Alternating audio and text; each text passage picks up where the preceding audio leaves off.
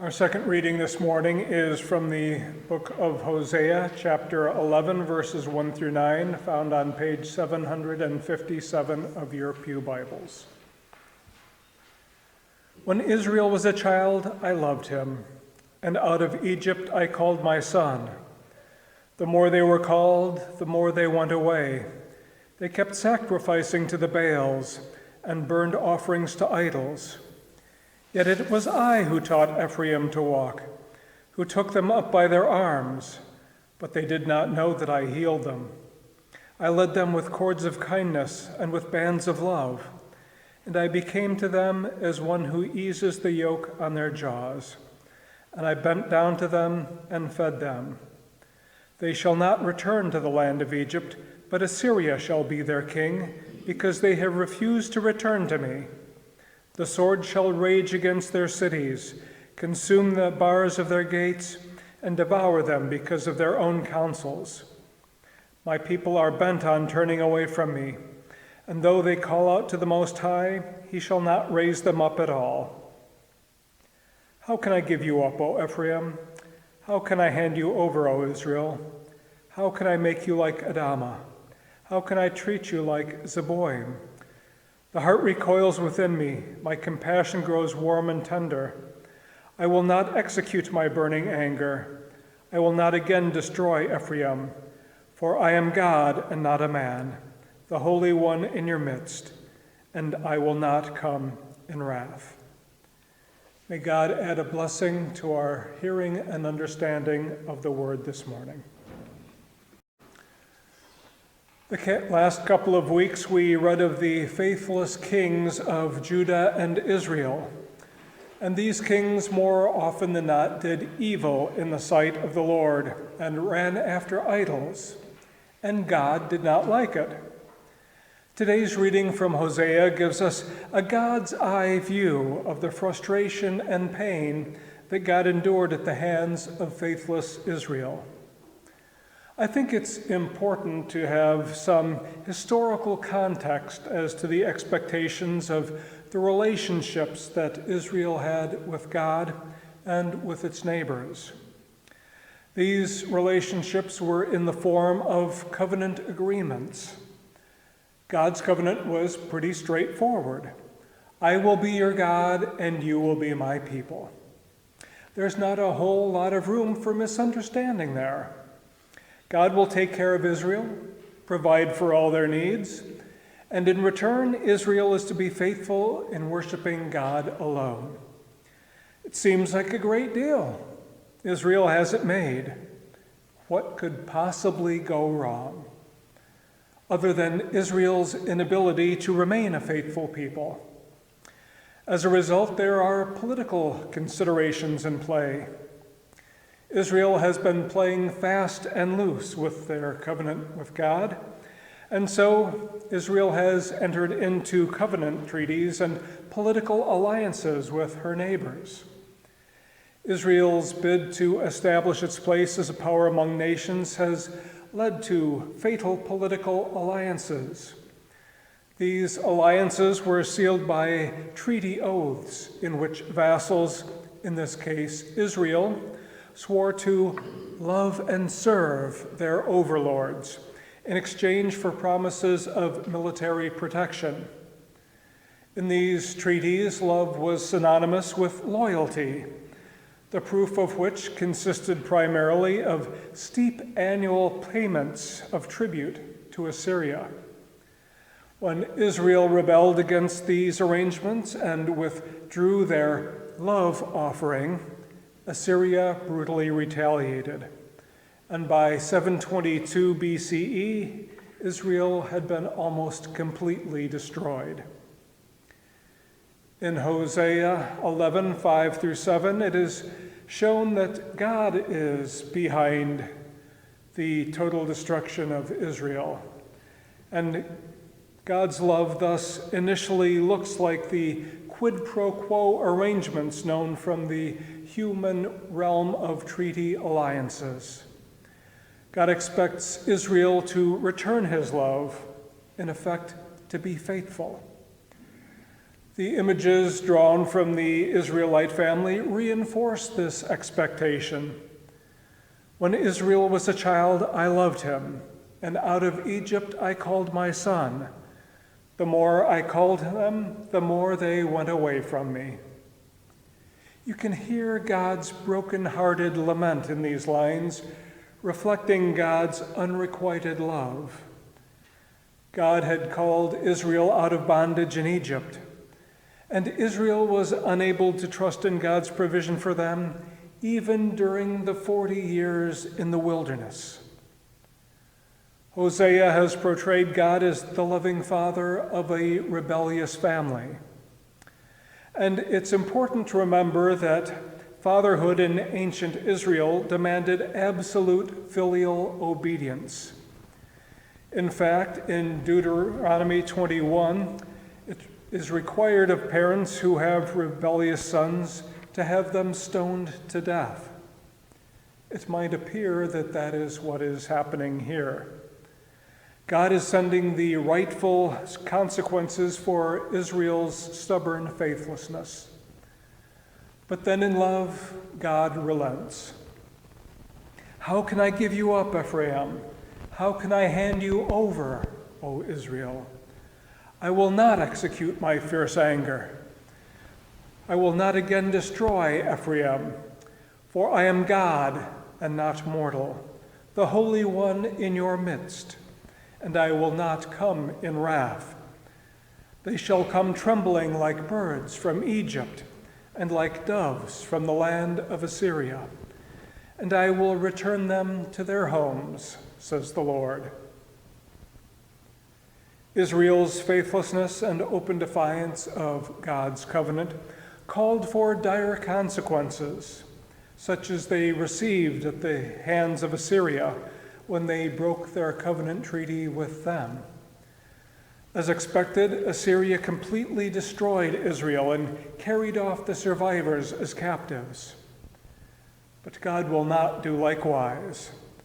But after a time of subjugation, Israel shall be returned to her homeland. God's love overcomes God's anger. God will keep God's end of the covenant, even though Israel has not. Hosea has taken this loving parent analogy as far as it is humanly possible to go. We now enter the realm of divine love, love that can overcome anger and disappointment and return again to love and mercy, areas into which all too often human love just cannot manage to go. And we know how far God would actually go to show divine love to Israel, not only returning them to the promised land, but sending Jesus to live among them.